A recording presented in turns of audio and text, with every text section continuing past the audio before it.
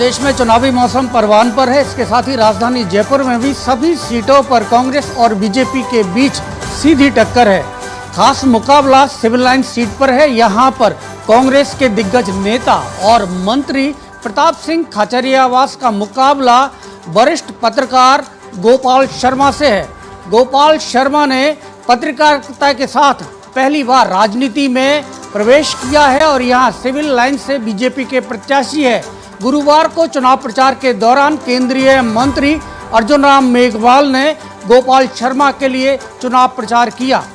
इस दौरान बीजेपी के मीडिया सेंटर में गोपाल शर्मा ने बीजेपी के राष्ट्रीय अध्यक्ष जेपी नड्डा से मुलाकात की और उन्हें सिविल लाइन सीट पर जीत का भरोसा दिलाया। राजधानी जयपुर में एक बार फिर जहर खुरानी की वारदात सामने आई है। घटना राजधानी जयपुर के खो नागरिन थाना इलाके की है, जहां पर एक घरेलू नौकर पूर्व मुख्य सचिव विपिन बिहारी लाल माथुर के घर पर जहर खुरानी की वारदात को अंजाम देकर यहां से लाखों रुपए के सोने चांदी के जेवरात और कैश लूटकर फरार हो गया। घटना के वक्त बिहारी लाल माथुर के घर पर उनका बेटा गौरव, उनकी बहू कंचन और पोता संजीव मौजूद थे। ये घटना उस वक्त हुई जब तीनों घर पर सो रहे थे। अचानक खाने में इस नौकर पूरण ने कोई जहरीली वस्तु मिला दी और घटना के बाद यह नौकर यहां से लाखों रुपए का सामान समेटकर चंपत हो गया। घटना का पता उस वक्त लगा जब उनके घर पर सुबह नौकरानी कामकाज के लिए आई तो तीनों बेसुध अवस्था में पड़े हुए थे। देखने के बाद नौकरानी ने स्थानीय लोगों को सूचना दी। सूचना मिलने के बाद पुलिस की टीम भी मौके पर पहुंची। बहरहाल घटना के बाद से उनका घरेलू नौकर पूरण फरार चल रहा है। पुलिस ने पूरे मामले की इन्वेस्टिगेशन के लिए सीएसटी और डीएसटी की टीम को लगा दिया है। पुलिस की टीम अब फरार घरेलू नौकर पूरण की तलाश कर रही है। राजस्थान विधानसभा चुनाव में बीजेपी के स्टार प्रचारकों ने ताकत झोंक दी है। केंद्रीय मंत्री नितिन गडकरी ने आज जयपुर में बीजेपी प्रत्याशियों के समर्थन में चुनाव प्रचार किया और जनसभाओं को संबोधित किया। वहीं विद्याधर नगर से बीजेपी प्रत्याशी दिया कुमारी के समर्थन में नितिन गडकरी ने आज रोड शो किया और इस दौरान सामाजिक सम्मेलन को संबोधित करते हुए कांग्रेस सरकार पर जमकर निशाना साधा।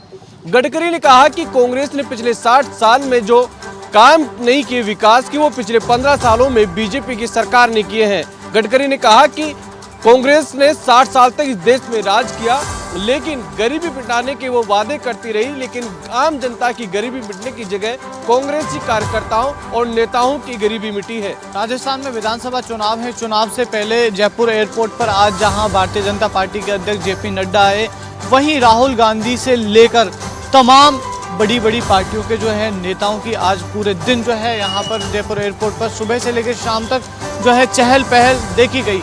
अब देखना ये होगा जिस तरीके से राजस्थान में 25 तारीख को जो चुनाव है, 25 नवंबर को जो चुनाव है, किस तरीके से जयपुर एयरपोर्ट से लेकर हवाई यात्राओं का जो है दौर बढ़ेगा। 25 नवंबर को होने वाले विधानसभा चुनाव के लिए निर्वाचन विभाग बेहद सक्रिय नजर आ रहा है। आज मुख्य निर्वाचन अधिकारी प्रवीण गुप्ता ने प्रदेश के समस्त जिला निर्वाचन अधिकारियों की बैठक ली, जिसमें 85% मतदान प्रतिशत बढ़ाने के निर्देश दिए। साथ ही मतदान केंद्रों पर सेल्फी जोन बनाया जाएगा, जहां मतदाता मतदान के बाद सेल्फी लेकर सीईओ राजस्थान की वेबसाइट पर अपलोड कर सकता है, जिसे डिजिटल सर्टिफिकेट भी दिया जाएगा। साथ ही मतदाताओं के लिए मतदान केंद्र पर छाया, बैठने की व्यवस्था, पीने के पानी की व्यवस्था करने की भी निर्देश दिए। आज से शुरू हुआ जोधपुर में होम वोटिंग का सिलसिला। निर्वाचन विभाग की टीमें मतदाताओं के आवास पर पहुंचकर करवा रही होम वोटिंग। पहले दिन मुख्यमंत्री अशोक गहलोत की बहन विमला देवी ने भी किया अपने मत का प्रयोग। राजस्थान में पहली बार होम वोटिंग हो रही है और जोधपुर में आज और कल यानी 16 और 17 नवंबर को होम वोटिंग हो रही है। आज पहले दिन निर्वाचन विभाग की टीमें मतदाताओं के आवास पर पहुंची और उनके मत का प्रयोग करवाया। दरअसल पहली बार निर्वाचन विभाग ने 80 वर्ष से अधिक उम्र के और दिव्यांग जनों के लिए ये विशेष व्यवस्था की है। बीएलओ की मदद से तमाम लोगों के बारे में जानकारी इकट्ठी की गई और फिर उनसे फॉर्म भरवाने के बाद योग्य व्यक्तियों का चुनाव कर उनके आवास पर निर्वाचन विभाग की टीमें पहुंच रही है। मुख्यमंत्री अशोक गहलोत की बहन विमला देवी ने भी आज अपने मत का प्रयोग किया। बहरहाल निर्वाचन विभाग की इस पहल का तमाम लोग स्वागत कर रहे हैं। और मतदान प्रतिशत बढ़ाने का निर्वाचन विभाग का ये काम कहीं ना कहीं लोकतंत्र को मजबूत बनाने वाला है। कि राहुल गांधी आज बीकानेर संभाग के तूफानी दौरे पर रहे। मुख्यमंत्री अशोक गहलोत, पीसीसी चीफ गोविंद सिंह डोटासरा, पूर्व उप मुख्यमंत्री सचिन पायलट के साथ आज सबसे पहले चूरू के तारानगर पहुंचे और कांग्रेस प्रत्याशी नरेंद्र बुडानिया के समर्थन में वोट मांगे। इसके बाद में राहुल गांधी हनुमानगढ़ के नौहर पहुंचे और अमित चाचान के पक्ष में लोगों से वोट देने की अपील करते हुए केंद्र की मोदी सरकार पर जमकर निशाना साधा।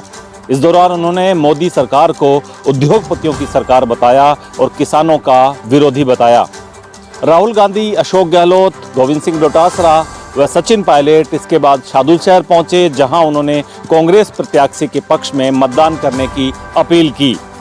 राहुल गांधी इसके बाद श्री करणपुर के 25 बीबी गांव पहुंचे, जहां उन्होंने कांग्रेस के विधायक गुरमीत कुन्नर के निधन पर शोक संवेदना व्यक्त की। इस दौरान भी मुख्यमंत्री अशोक गहलोत और सचिन पायलट उनके साथ रहे। भरतपुर में जहां एक तरफ गुलाबी सर्दी का एहसास होने लगा है, तो वहीं दूसरी ओर नेताओं के दौरे शुरू होने के बाद चुनावी मौसम में गर्माहट आ गई है।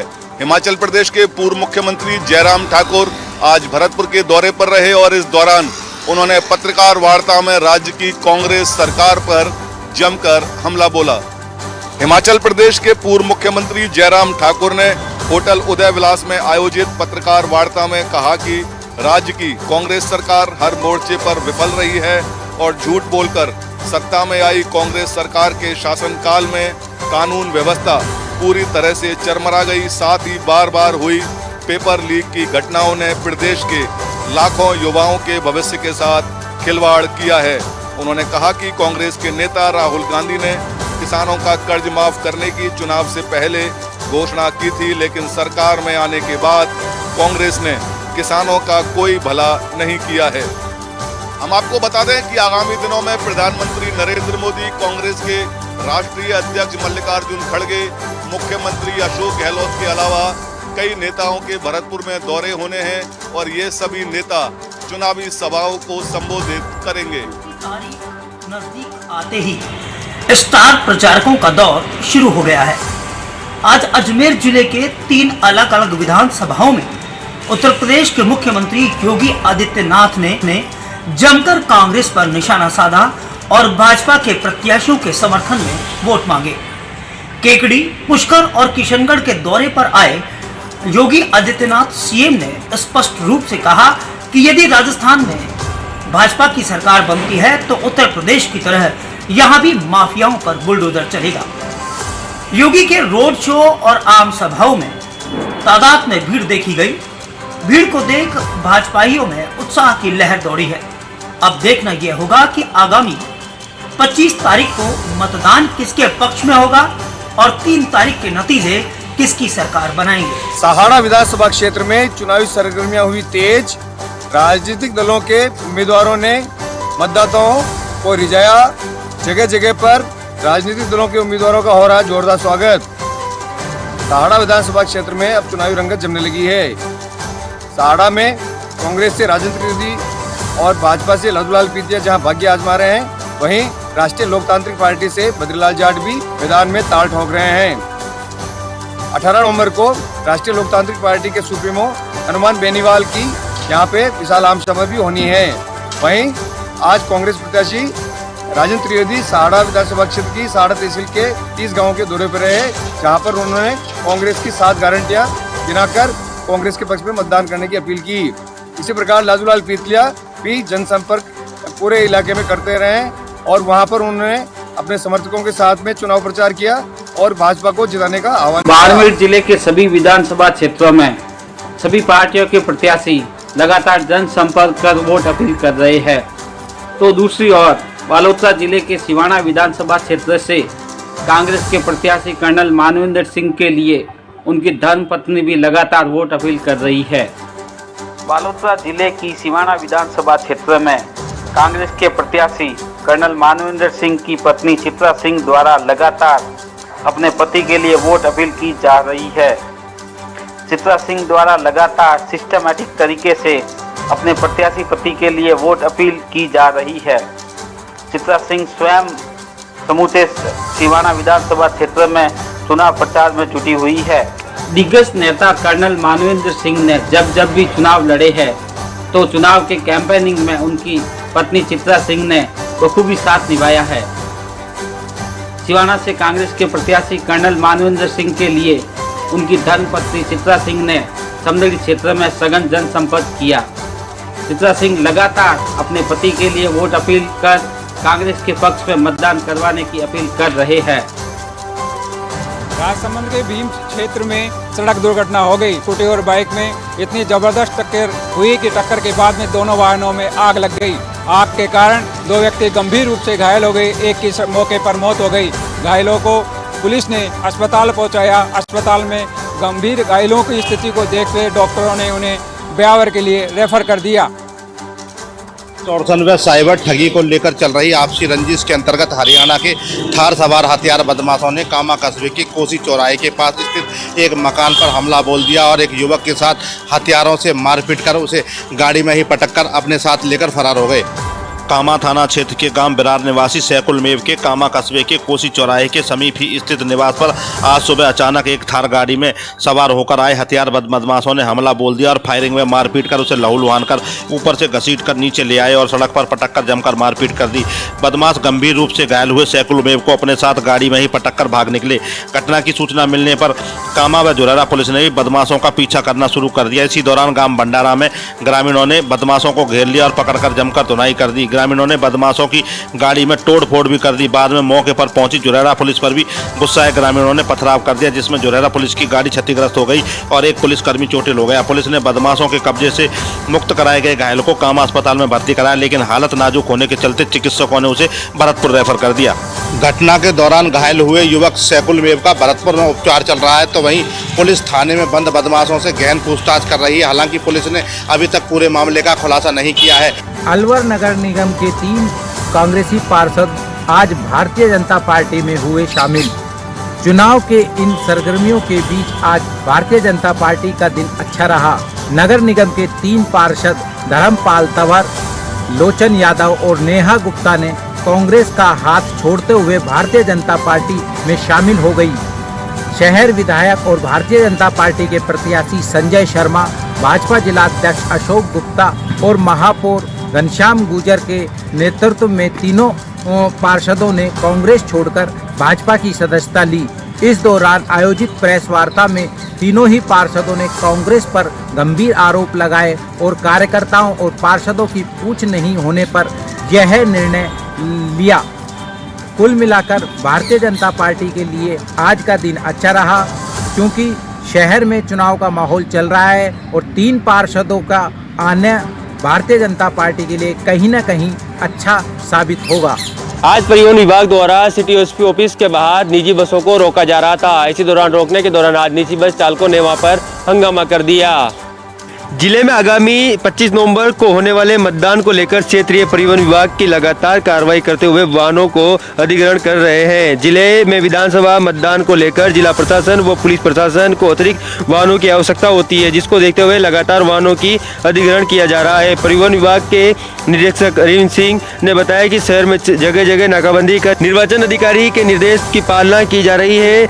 वहीं आज एसपी चौराहे पर नाकाबंदी के दौरान जब वाहनों को विभाग ने रोका जा रहा था, तो वहीं पर निजी बस संचालकों और विभाग की टीम में वाहनों को रोकने के लिए गहमागहमी हो गई। विधानसभा चुनाव को लेकर ये बसें रोकी जा रही थी। चुनाव में ये बसें लगानी थी, इसीलिए आज परिवहन विभाग द्वारा सिटी एसपी कार्यालय के बाहर इन निजी बसों को रोककर विधानसभा चुनाव की ड्यूटी के लिए लगाना चाहा। इसी दौरान आज निजी बस चालकों ने वहाँ पर हंगामा कर दिया। कल मामले में जब अधिकारी मौके पर पहुंचे तो पूरा मामला शांत हुआ। विधानसभा चुनावों की तारीखें नजदीक आते ही राजनीतिक पार्टियों के स्टार प्रचारकों ने दमखम लगाना शुरू कर दिया है। इसी के तहत करौली विधानसभा में स्टार प्रचारकों के दौरे भी प्रस्तावित हो चुके हैं, जहां 18 नवंबर को कांग्रेस प्रत्याशी के समर्थन में मुख्यमंत्री अशोक गहलोत करौली मुख्यालय पर जनसभा को संबोधित करेंगे। 18 नवंबर को मुख्यमंत्री अशोक गहलोत करौली विधानसभा इलाके के आमनकापुरा में जनसभा को संबोधित करेंगे।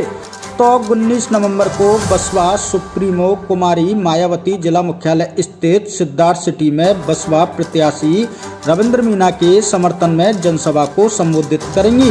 वहीं 20 नवंबर को प्रधानमंत्री नरेंद्र मोदी भी करौली जिले के दौरे पर रहेंगे और भाजपा प्रत्याशियों के समर्थन में और पूर्वी राजस्थान को साधने के मकसद से सिद्धार्थ सिटी में विशाल जनसभा को संबोधित करेंगे।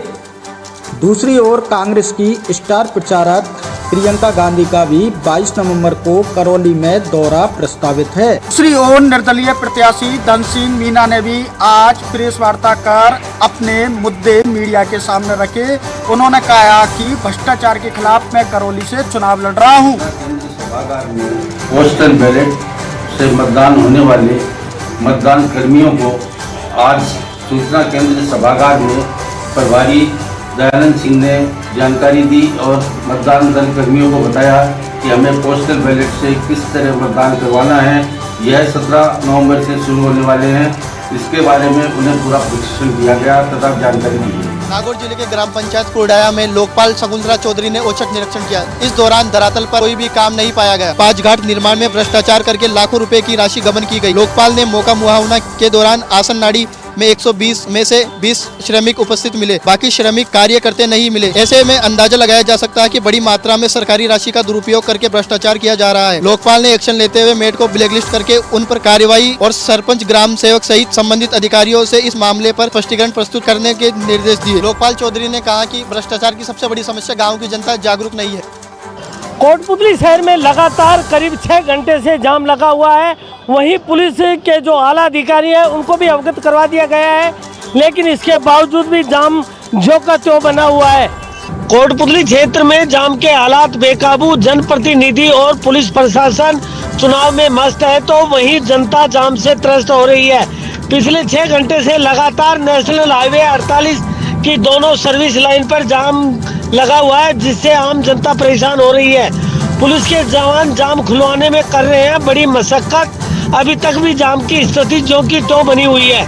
वहीं पुलिस के जो जवान हैं वो लगातार जाम खुलवाने की कोशिश कर रहे हैं, लेकिन जाम बरोबर उसी तरीके से बना हुआ है। कारण यह है कि 5 दिन के जो दीपोत्सव था, त्यौहार था, उसकी वजह से जो यात्री हैं वो आ रहे जा रहे हैं, जिसकी वजह से लगातार जाम की स्थिति बनी हुई है और पुलिस बरोबर जाम खुलवाने के में तत्पर तैयार खड़ी है।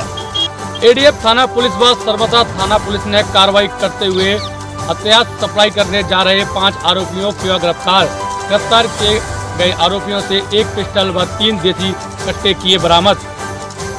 जानकारी देते हुए एडिशनल एसपी देवेंद्र सिंह राजावत ने बताया है कि मुखबिर द्वारा सूचना मिली थी कि बदमाश बाड़ी की ओर हथियार लेकर जा रहे हैं, जिस पर बिजौली मोड़ पर नाकाबंदी कराई गई। जिस पर वाहन चेकिंग के दौरान बाइक सवार को रोका तो उसके पास से 1 पिस्टल व 10 कारतूस बरामद हुए। पूछताछ की गई तो उसने बताया कि उसके अन्य साथी गांव में हथियार सप्लाई करने गए हैं। पुलिस ने टीम गठित कर उन साथियों को भी गिरफ्तार कर लिया। पुलिस ने दोनों जगह कार्रवाई करते हुए 4 हथियार, 18 कारतूस व 1 बाइक को किया जब्त।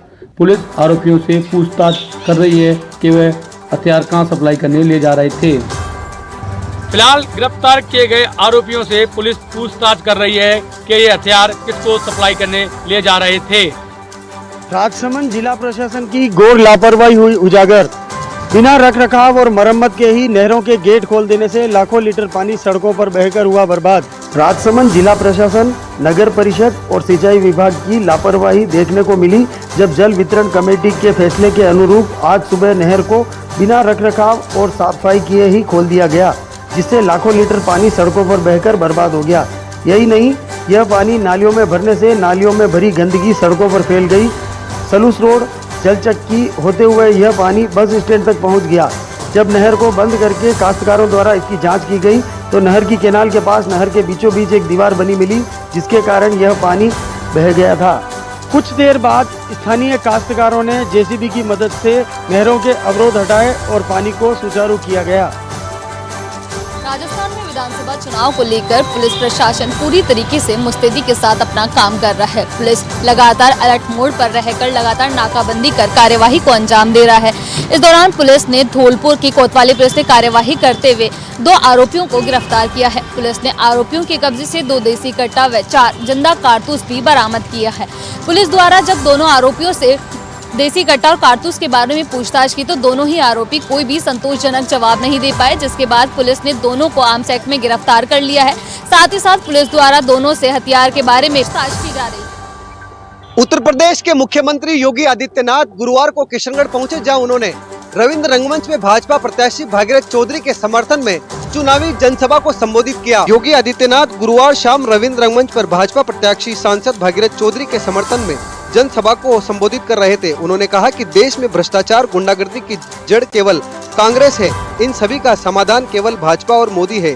पीएम मोदी जब 9 साल पहले देश की बागडोर संभाली तब कई सारी समस्याएं थी। मोदी ने इन सभी का जड़मूल से इलाज किया। उनके नेतृत्व में देश ने विकास, सुरक्षा और सुशासन में पूरी तरह दुनिया के सामने नए प्रतिमान स्थापित किए। जिस समय मोदी ने शासन संभाला तब दुनिया में भारत का सम्मान नहीं था, अविश्वास और आतंकवाद का माहौल था। 9.60 करोड़ घरों की रसोई में गैस कनेक्शन और 50 करोड़ लोगों का स्वास्थ्य बीमा इसकी एक बानगी है। कांग्रेस राज में गुजरे 60 सालों में देश विकास को तरसता रहा। मुख्यमंत्री योगी आदित्यनाथ ने कहा कि इस बार के चुनाव परिणाम कांग्रेस सरकार के माफिया राज पर बुलडोजर चलाएगा। ऑपरेशन जैकपॉट के तहत आज व्यास कॉलोनी थाना पुलिस और डीएसटी की टीम ने लगभग 19 लाख रुपए की अवैध मादक पदार्थों को किया जब्त। जिले में पुलिस द्वारा लगातार अवैध मादक पदार्थों पर कार्रवाई की जा रही है। इसी के तहत आज Bikaner Jain and Vyas colony थाना पुलिस व डीएसटी टीम द्वारा कार्रवाई की गई है। कार्रवाई में पुलिस ने करीब 19 लाख रुपए की एमडी सहित एक युवक को गिरफ्तार किया। यह कार्रवाई जेएनयूसी थाना पुलिस व डीएसटी टीम ने ऑपरेशन जैकपॉट के तहत संयुक्त रूप से यह कार्रवाई की, जिसमें अवैध मादक पदार्थ 94.17 ग्राम एमडी सहित मोडाराम गोदारों को पुलिस ने गिरफ्तार किया है। जिला पुलिस से मिली जानकारी के अनुसार विधानसभा चुनाव के मद्देनजर ऑपरेशन जैकपॉट के तहत जिला पुलिस द्वारा लगातार कार्रवाई की जा रही है। इसी के तहत ही आज जैन एंड व्यास कॉलोनी थाना पुलिस ने 19 लाख रुपए की एमडी के साथ एक युवक को गिरफ्तार किया। विधानसभा चुनाव को मद्देनजर रखते हुए आबकारी टीम झालावाड़ ने एक बार फिर अवैध हथकढ़ शराब बनाने वाले सिंडिकेट की कमर तोड़ने का काम किया है। जिला आबकारी अधिकारी परमानंद पाटीदार द्वारा मीडिया को जानकारी देते हुए बताया कि झालावाड़ जिले के मध्य प्रदेश एवं राजस्थान की बॉर्डर पर निवास करने वाले 8 कंजर समुदाय के अति संवेदनशील गांवों में अवैध हथकढ़ शराब का कारोबार होता है, जिनके लिए समय समय पर एक्साइज पुलिस द्वारा रेड कंडक्ट करवा कर अवैध हथकढ़ शराब पर लगाम लगाने का प्रयास किया जाता है। आबकारी टीम द्वारा अलग अलग 8 ठिकानों पर दबिश देते हुए करीब 14,000 लीटर अवैध हथकढ़ शराब बनाने के वाष्प को मौके पर ही नष्ट कर दिया गया। वहीं करीब 125 लीटर अवैध हथकढ़ शराब को भी यहां पर जब्त किया गया। हालांकि रेड की सूचना मिलते ही जो अवैध हथकढ़ शराब बनाने वाले आरोपी हैं, वो पूर्व की तरह ही जंगलों में फरार हो गए। सिरोही जिले में विधानसभा चुनाव को लेकर नेताओं के दौरा लगातार जारी है। 17 नवंबर को जहां पूर्व मुख्यमंत्री वसुंधरा राजे सिरोही जिले के दौरे पर रहेगी, तो 18 नवंबर को उत्तर प्रदेश के मुख्यमंत्री योगी आदित्यनाथ आबरोड के मानपुर हवाई पट्टी उतरेंगे, जहां से वे आहोर जाएंगे। वहीं 21 नवंबर को गृह मंत्री अमित शाह का भी सिरोही जिले में दौरा बताया जा रहा है। जिले में अब चुनावी रंग परवान पर चढ़ने लगा है। जिले में आने वाले समय में भाजपा के कई नेता दौरे पर रहेंगे। 17 नवंबर को जहां पूर्व मुख्यमंत्री वसुंधरा राजे सिरोही जिले के तीनों विधानसभा में सभाएं आयोजित करेगी, जिसमें वह सबसे पहले सिरोही विधानसभा क्षेत्र की जावाल में, रेवदर विधानसभा क्षेत्र तथा आबू पिनवाड़ा के स्वरूपगंज में अपनी सभा को संबोधित करेगी। साथ ही 18 नवंबर को उत्तर प्रदेश के मुख्यमंत्री योगी आदित्यनाथ के विशेष विमान से आबरोड के मानपुर हवाई पट्टी आने का कार्यक्रम है, जहां से वे जालोर जिले के आहोर में जाएंगे। वहीं 21 नवंबर को गृह मंत्री अमित शाह के भी सिरोही दौरे पर रहने की संभावना जताई जा रही है। चुनावों को लेकर जहां भाजपा ने एक और पूरी ताकत झोंक रखी है और लगातार बड़े नेताओं के दौरे सिरोही में हो रहे हैं, वहीं कांग्रेस में अब तक किसी भी नेता के आने का कोई भी कार्यक्रम सामने नहीं आया है। सड़क हादसे में गंभीर घायल हुई विवाहिता की कोटा के एमबीएस अस्पताल में उपचार के दौरान हुई मौत। केशोराई पाटन पुलिस ने शव का पोस्टमार्टम करवाकर शव किया परिजनों को सुपुर्द। केशोराईपाटन थाना इलाके में मेराना के पास सड़क किनारे खड़ी विवाहिता को बाइक ने टक्कर मार दी, जिससे गंभीर घायल हुई विवाहिता की कोटा के एमबीएस अस्पताल में उपचार के दौरान मौत हो गई। पुलिस ने परिजनों की मौजूदगी में शव का पोस्टमार्टम करवाकर शव परिजनों को सुपुर्द कर दिया। पुलिस ने बताया कि 11 नवंबर को कापेन निवासी विवाहिता रामगनी पत्नी चिंटू कोटा से बाइक से कापेन जा रहे थे कि मेराना के पास रास्ते में सड़क किनारे रिश्तेदार नजर आने से बात करने रुक गए और बातचीत कर रहे थे कि पीछे से तेज रफ्तार से आई बाइक ने रामगनी को टक्कर मार दी। हादसे में गंभीर घायल हुई विवाहिता को कोटा के एमबीएस अस्पताल में उपचार के लिए भर्ती कराया, जिसके उपचार के दौरान मौत हो गई। पुलिस ने पोस्टमार्टम के बाद शव परिजनों को सुपुर्द कर दिया। केशोराईपाटन पुलिस ने बाइक चालक के खिलाफ मामला दर्ज कर मामले की जांच शुरू कर दी है। राजस्थान में गुलाबी सर्दी के साथ ही सियासी माहौल भी पूरी तरह से हॉट हो चुका है। कांग्रेस के स्टार प्रचारक और राजस्थान के पूर्व उप मुख्यमंत्री सचिन पायलट और साथ ही टोंक विधानसभा के कार्यकर्ताओं को आज उस समय मायूसी हाथ लगी जब टोंक विधानसभा से दूसरी बार कांग्रेस के प्रत्याशी सचिन पायलट अपने निर्धारित जनसंपर्क के दौरान नहीं पहुंचे। पिछले 3 दिनों से तैयारी कर रहे समर्थक और कार्यकर्ताओं के प्रयासों पर आज पानी फिर गया। देर शाम तक आमजन के चहीते कहलाने वाले सचिन पायलट का इंतजार करते हुए शाम बीत गई। जिला कांग्रेस कमेटी कार्यालय टोंक की ओर से जारी हुए जनसंपर्क कार्यक्रम तो उन्होंने जारी कर दिया, लेकिन निरस्त होने की जानकारी कार्यकर्ताओं तक नहीं पहुंची। अचानक रद्द हुए सचिन पायलट के जनसंपर्क कार्यक्रम के बाद ग्रामीण इलाके में सियासी माहौल भी बदल गया है। कई लोग कई प्रकार की चर्चाएं भी कर रहे हैं। फिलहाल ना तो टोंक से कांग्रेस प्रत्याशी और पूर्व उप मुख्यमंत्री सचिन पायलट का कोई नया चुनावी जनसंपर्क का कार्यक्रम तय हुआ है, ना ही किसी प्रकार की जानकारी शेयर की गई है। ऐसे में बड़े सवाल ये उठते हैं कि जिन मतदाताओं के घर सचिन पायलट एक एक वोट को बटोरने के लिए उनके घर जाकर हाथ जोड़ रहे हैं, उन मतदाताओं के इस तरह की अपेक्षाओं पर कैसे सराहना कर पाएंगे। में कांग्रेस के प्रत्याशी गुरमीत सिंह कुन्नर का लंबी बीमारी के बाद कल दिल्ली के एम्स हॉस्पिटल में निधन हो गया, जिनका आज अंतिम संस्कार किया गया। आपको बता दें कि गुरमीत सिंह कुन्नर काफी लंबे समय से बीमार चल रहे थे। उन्हें किडनी की बीमारी से वे ग्रस्त थे, जिसके बाद उन्हें 12 तारीख को दिल्ली के एम्स हॉस्पिटल में भर्ती कराया गया था, जहां पर कल उन्होंने अपनी अंतिम सांस ली, जिसके बाद उनका शव पैतृक गांव में लाया गया। आज करीब 3 घंटे तक दर्शन के लिए उनका शव उनके निवास स्थान पर रखा गया। इस दौरान श्रीकरणपुर विधानसभा से हजारों की संख्या में समर्थक है जो उनके निवास स्थान पर पहुंचे, पुष्पांजलि अर्पित की, जिसके बाद राजस्थान के मुख्यमंत्री अशोक गहलोत, राहुल गांधी और पीसीसी चीफ गोविंद सिंह डोटासरा, पूर्व उप मुख्यमंत्री सचिन पायलट भी उनके निवास स्थान पर पहुंचे और संवेदना व्यक्त की। गमहीन माहौल में उनके पुत्र रूबी कुन्नर के द्वारा मुखाग्नि दी गई। आपको बता दें कि गुरमीत सिंह कुन्नर 3 बार विधायक रह चुके हैं और 1 बार मंत्री रह चुके थे। 43 साल की राजनीति के अंदर उन्होंने श्रीकरणपुर क्षेत्र के अंदर अपनी अच्छी छाप छोड़ी है। कहने को तो शाहबाद उपखंड मुख्यालय है, लेकिन अभी तक उपखंड मुख्यालय पर फायर ब्रिगेड की गाड़ी उपलब्ध नहीं है। वहीं आपको बता दें कि क्षेत्र में आगजनी की घटना घटित होती है तो 12 जिला मुख्यालय से यहाँ पर गाड़ी बुलानी पड़ती है, जब तक आगजनी की घटना में सब कुछ जलकर स्वाह हो जाता है। वहीं आपको बता दें कि लंबे समय से क्षेत्र के लोग फायर ब्रिगेड की गाड़ी लगाने की मांग करते आ रहे हैं, लेकिन अभी तक मांग पूरी नहीं हुई है। वहीं आपको बता दें कि शाहबाद उपखंड मुख्यालय से करीब 50 से 60 गांव जुड़े हुए हैं, जिनमें आए दिन आगजनी की घटनाएं घटित होती रहती हैं, लेकिन समय पर दमकल विभाग की गाड़ी नहीं पहुंचती है। ऐसे में आग पर काबू पाया नहीं जाता है और आग से सब कुछ जलकर नष्ट हो जाता है। इसकी कमी क्षेत्र के लोगों को खलती है।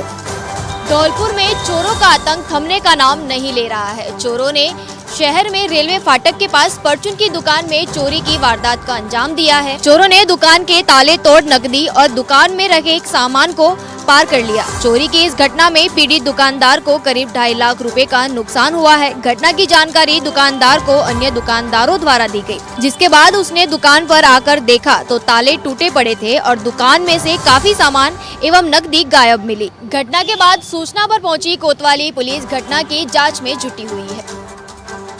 चित्तौड़ विधानसभा में काली फिल्में चढ़ी वाहनें घूम रही है। क्यों घूम रही है ये तो हम नहीं जानते। बहरहाल जो काम पुलिस का होता है पुलिस के सामने होता है, लेकिन पुलिस की अनदेखी देखने को मिल रही है।